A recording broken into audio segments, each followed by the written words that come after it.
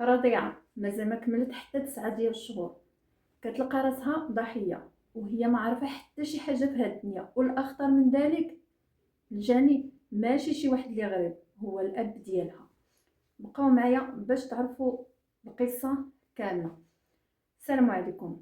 قصتنا غادي تبدا من عند واحد السيدة اللي تزوجت بواحد الراجل اللي جابتو لها الصديقة ديالها. هذا الراجل فايت مزوج وعنده وليدات من المرة الأولى، يعني تقريبا كان عنده شي 3 ديال الوليدات. هاد السيده نهار جات عندها صاحبتها اقترحت عليها باش تزوج بهاد السيد. في الاول رفضت، ولكن في التالي قنعتها صاحبتها وقالت لها تقدري تاخدي الاجر في هذوك الوليدات. هنا السيده يعني تتوافق باش تزوج به. فعلا تزوجت به، دوزت واحد المده تقريبا وحملت. ملي حملت بنيته، جابتها لهاد الدنيا الحمد لله بخير وعلى خير. من بعد غادي يحصل تاني حمل تاني، غادي تحمل بواحد الوليد. هنا الزوج كيقول لها بارك علينا، يعني ما باقيش تزيدي حتى شي حاجه. السيده كدير يعني المانع باش ما تحملش، ولكن للاسف الشديد كتعاود تاني تحمل من دور جديد. هنا كتمشي عند الزوج ديالها وكتقول ليه شوف راني حامله. في الاول هو كيسحب واش كضحك معاه، قال لها مرحبا يعني الا حملت نيه هانيه. هنا السيده كتعاود تمشي باش دير التحليله، كتلقى راسها فعلا حامله. كترجع عنده كتقول عليه، كتقول لي راني درت التحليله ولقيت راسي حامله. هنا الراجل ما بقاش كيعقل، بدا كيغوت عليها وقال لها انا ما خاصني ولاد، وقلت لك انا بركه عليا وانا عندي الوليدات من قبل، يعني قلت لك بركه علينا حنا غير هاد الوليدات، دابا انت غادي تمشي طيحي هاد الجنين. هنا السيده في الاول ما بغاتش، قالت لي انا ما نقدرش نطيح هذا الروح، والله اللي بغاه وعرفتي انا يعني دايره الوسائل باش ما نحمل، وهذا ما يمكن ليش نحيد هذا الجنين. الزوج هنا رفض، قال لها شوفي الا ما حيدتيه يعني اولي بان غيكون عندك مشاكل معايا بزاف. السيده في الاول خافت، قالت لي صافي. المهم قالت لي انا على الاقل غادي نمشي وغادي ندوز ونعرف شنو كاين. كتمشي فعلا كدوز. في الاول هو ما بغاش يعطيها لا فلوس لا حتى شي حاجه، قال لها انا هذا الحمل قلت لك ما بغيتوش، انا ما غادي نصرف عليه، ما نعطيك حتى شي حاجه. كتمشي عند واحد الجاره ديالهم كتطلبها، كتقول لها عافاك عطيني باش ندوز، ها المشكل اللي وقع ليا مع راجلي، وراجلي دابا قال لي حيدي هذاك الجانب، وانا بغيتي نمشي عند الطبيبه نشوف شنو كاين. فعلا كتمشي كدوز كتلقى راسها بانها حامله، وحامله في 5 شهور، يعني ما يمكن ليهاش طيحو. كترجع عنده وكتقول ليه شوف انا راني مشيت دوزت وقالت لي الطبيبه بلي راني حامله وعندي 5 ديال الشهور، يعني ما نقدرش نطيحو. انا الزوج تيرفض وتيقول ليها شوفي انا هذاك الجنين انا ما بغيتوش. غادي يمشي يجيب ليها واحد المشروب بيبسي تقريبا اللي سمعت، وغادي يسخنوا ليها وغادي يعطي ليها باش تشربو باش تهبط هذاك الجنين. هنا المراه كتشربو وفعلا كيشدها واحد الحريق، ولكن ما كيهبطش الجنين.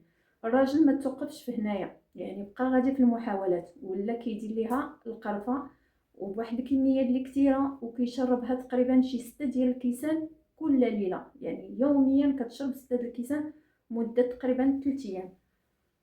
كيقطع هذاك الوجع ولكن ما كيطيحش منا هذاك بنادم، يعني بقى سبحان الله، الله باغي يعيش. المهم كتبقى المراه هكذا، واحد النهار كتقولي انا بغيت نمشي ندوز، لان داك الوجع وداكشي اللي فيها صافي. غيقول لها انا ما غاديش نعطيك باش دوزي تاني، غادي تشوف الجيران ديالها لانهم كانوا كيحنوا فيها الصراحه، غادي تمشي وغادي تاخذ تاني فلوس وغادي تمشي تدوز.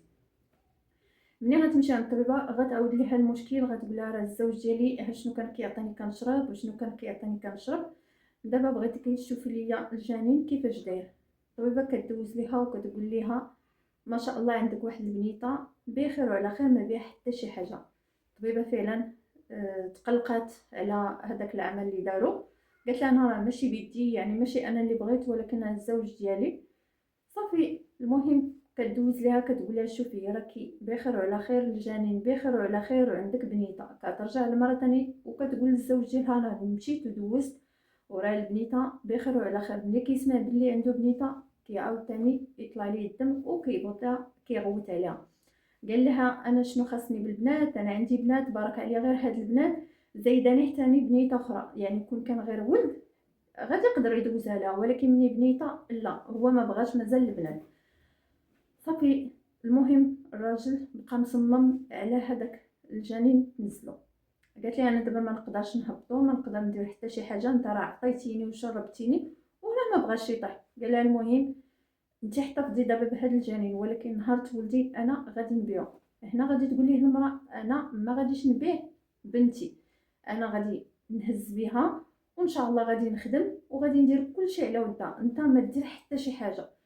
هو اصلا كيرفض باش يعطيها درهم، قال لها انا ما غادي نعطيك حتى شي حاجه، يعني الولاده ديالك تكلفي بها دواها اي حاجه تكلفي به، انا راه ما غادي نعطيك حتى شي حاجه. المهم المراه غادي توافق، غادي تقول لي شوف انا غير خليني نولدها وانا قاده بها. صافي هنا الزوج كيقول لها شوفي غادي تولديها ولكن غادي نبيعها. غادي تقول ليه المراه هنايا شوف راه الا بعتيها راه غنديكلاري بك، انا راه غادي نديكلاري بك عند البوليس. الزوج هنا كيخاف وكيقول لها شوفي انا هي كنضحك معك، المهم انا هاد البنت راه ما بغيتهاش وما غاديش نصرف عليها، غادي تجي لقيطه ديال الولاده، الجيران عندهم هما اللي غادي يساعدوها وغادي يعاونوها، يعني في الحويجات اللي خاصينها غيعطوها فلوس. المهم سبحان الله هذيك البنيته باغيينها الناس اكثر من الاب ديالها. غادي يدوها للسبيطار وغيديها الزوج ديالها، وفي نفس الوقت واحد السيد جارهم، وهذاك الجار يعني اي حاجه كانت خاصه المراه راه كان كيعطي الفلوس، يعني ما كانش مخبي حتى شي حاجه. هاد الزوج اصلا خدام يعني في واحد القهوه في ديك الفتره تقريبا شي 9 ديال الشهور كان جالس من الخدمه. داكشي علاش كان كيقول لها انا راه ما قدرش عليهم وما عنديش انا ما نصير عليهم وانا برك عليا غير هاد الوليدات. وهي صراحه كانت كتقول لي انا غادي نعاونك في الخدمه. صافي المهم غادي تولد وغادي تفك بخير وعلى خير وغتجيب واحد البنيته ما شاء الله زويونه لهاد الدنيا. ولكن الزوج واخا شاف هذيك البنيته وشاف هذاك الملك ما حنش فيها. غادي يوصل عندهم واحد الخلاص تقريبا كيخلصوه، لان هاد الواقعه ماشي في المغرب فين وقعت في مصر. كيخلصوا واحد المبلغ اللي بسيط يعني في السبيطار. هنا الزوج ما بغاش يخلص، قال انا ما عنديش وما غاديش نخلص. غادي يمشي لعند المدير ديال المستشفى اللي ولدت فيه الزوجه ديالو، غادي يقول لي شوف انا راه غادي نخرج الزوجه ديالي من دابا 3 ايام، غادي نجيب لكم هذوك الفلوس باش تعطوني الشهاده ديال الولاده. طبيعه الحال المدير ديال المستشفى غادي يوافق، غادي يخرج الزوجه ديالو وغادي يمشي للدار.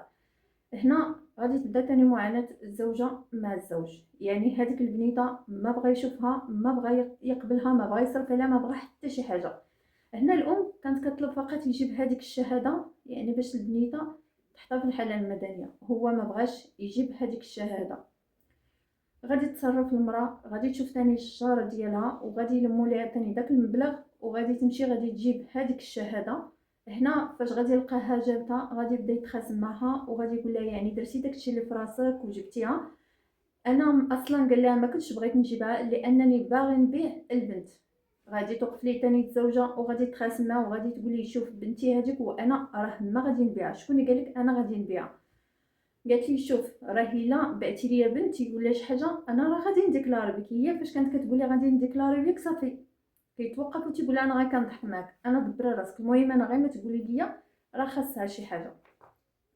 هنا الراجل كيف قلت لكم ما كانش خدام، ما كيصرفش على دارو ما حتى شي حاجه. كان بلي يعني كيكمي، وكانت ديك الساعات كيمشي عند الام ديالو كتعطيه فلوس بحال هكا، وكان كيمشي كيكميهم وكيجي للدار والمراه كتخاصم معاه. كتقول لي علاش يعني داكشي اللي كميتي به جيبوا لوليداتك؟ تقول لها انا راسي هو الاول عاد نشوف وليداتي، يعني راسي هو الاول ما كيفكرش في ولادو. كتقول لي الزوجه شوف الا ما فكرتي في هاد الوليدات زعما وليداتي انا اللي معاك، فكر في ولادك الاخرين يعني الوليدات اللي كاينين من المراه الاخرى. هنا الراجل كيتخاصم معها وتيقول ليها انا ما غادي نصرف وما عندي ما نصرف. المهم بقى على داك الراي ديالو. واحد النهار تقريبا دازت دابا تقريبا شي 9 ديال الشهور، 9 ديال الشهور هما في نفس المشكل. غادي تطلب الزوجه باش تخدم، غادي تقول لي شوف انا غادي نخدم، حيت هو تيقول لها انا ما لاقيش خدمه. قالت لي انا غادي نخدم وغادي نخلي لك البنيه قابلها بدلها ليكوش عطيها الطاعه، انا غادي نخدم وغادي نجي يعني نعاونك في السير، ونعاون في هذا في الكرا، لان كان مول الكرا حتى هو كان مزيرهم. قالت لي عرفتي مول الدار غادي يخرجنا وهذا وهذا، خليني نمشي نخدم. هنا الزوج كيوافق، كيقول لها صافي انا غادي نقابلها وانتي سيري تخدمي. غادي تمشي المراه تخدم. واحد النهار غادي تجي، غادي تلقاه موجد ليهم الفول، يعني البصاره ديال الفول. غتلقاهم، يعني غتلقى الزوج ديالها موجد ليها البصاره ديال الفول، وغادي يحطها ليها وغادي يقد عليها باش تاكلها. هنا الزوجه ما كانش فيها الجوع وما بغاش تاكل، كيقول لها لا غير كولي انت وبنتك. كتقول لي انا ما فياش الجوع. في ديك الوقيته اللي حط لهم هما هذيك البصاره، كيصاوب واحد الرضيعه لهذيك البنيته. المراه كانت شاده بنتها، جا وخدا منها البنت وقال لها انت غير كولي. قالت لي لا انا ما بغيتش ناكل. قال لها المهم الا انت كنتي ما بغيتيش تاكلي غير كلي بنتك. هنا البنيته فاش بغات تاكل مع امها كتقول لها عافاك ماما حتى انت كولي. الام دارت الخاطر لبنتها وكلات واحد شويه. هذيك البصره هو كان داير لها فيه واحد المنوم، يعني باش المراه تنعس ما تعقلش اشنو غادي يدير هو البنيته، لانه كان خطط يعني باش يدير نهايه لديك البنيته ديك الليله. هنا الام كتاكل هي وبنتها، هو كياخذ هذيك البنيته كيرضعها، كيديها كيبغي ينعسها. الام كتشوف في البنيته كترد، هي مسكينه ردات السم ديك الساعات.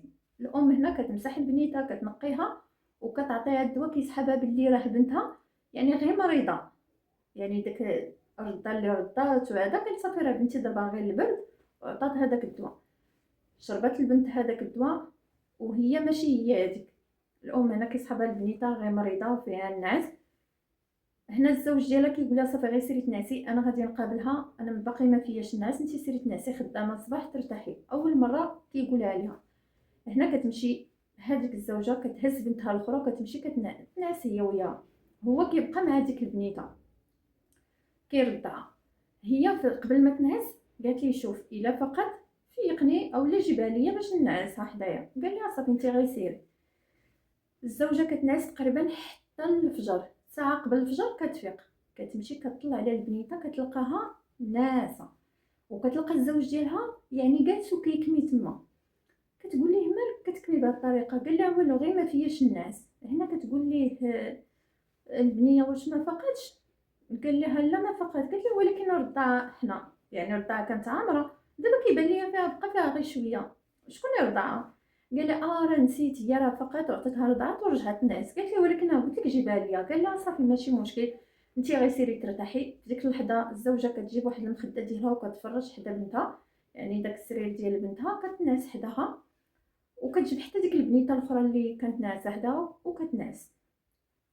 كتغمض واحد الغميضه شويه كتسمع في ودنيها بنتها كتعيط لها، ديك الرضيعه كتسمع بلي كتقول لها ماما انا راه صافي مشيت عند الله، نوضي هزيني عافاك ماما انا راه مشيت عند الله. هي كتسمع هادشي بدات كتقلب عليها وهي باقي في ديك الساعه كتقلب عليها ما لقاتش بنتها. شويه ناضت بدات كتقلب فعلا على بنتها، فين بنتي فين بنتي. لقيتها اللي حلات على بنتها لان كانت ناعسه في واحد الكونه وكان الاب يعني مغطيها مزيان. كتلقى اليديه ديال البنيته طايحه وكتلقاها بارده وكتقول لها مالك بنيتي مالي ديتك بارده علاش شنو بك؟ كتحرك في البنت ما كتجاوب ما كتهضر ما كتكلم. فاش كتحاول باش تشوف التنفس ديالها كتشم واحد الريحه اللي خايبه طالعه من هذيك البنت. هنا بدات المراه كتغوت. الراجل قال لها مالك كتغوتي مالك على هذه الحاله؟ قالت لي راه البنت راه مشات عند الله. قال لها مالك كاع الا مشات عند الله علاش كتغوتي وهذا؟ هنا كتقول ليه نوض باش ندو البنيته نشوفوا الطبيب نشوفوا مالها. كيقول ليها انا خليني بغيت نعس حتى نفيق. كتقولي كيفاش نخليك تنعس حتى تفيق؟ وريني شنو درتي ليا لهاد البنت هي راه شاكه. كيقول لي انا ما درت لها والو، مالك انت بتطيحي عليا الباطل، انا ما درت لها حتى شي حاجه.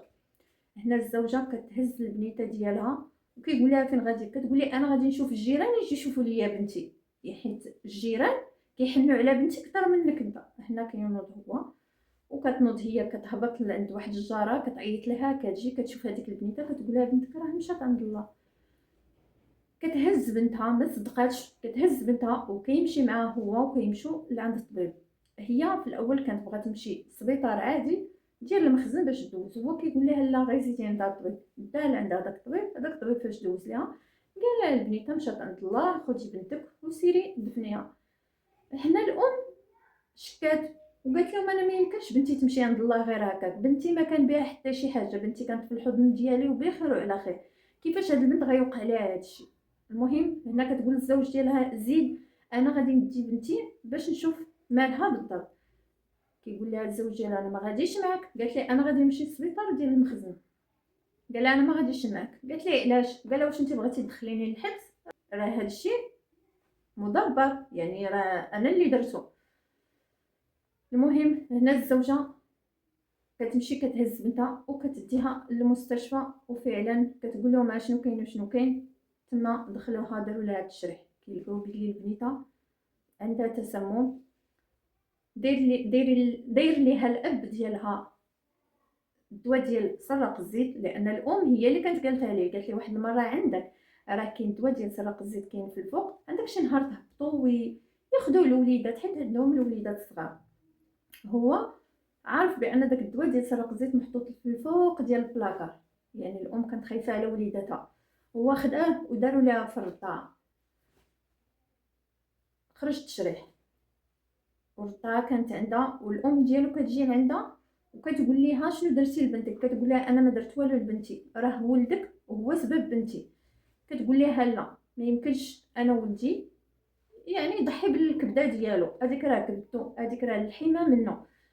الام ديالو ما صدقاتش وكترد اللومه كلها للمراه، وكتقول لها شوفي هذيك ردها وداكشي صافي رميه في الزبل.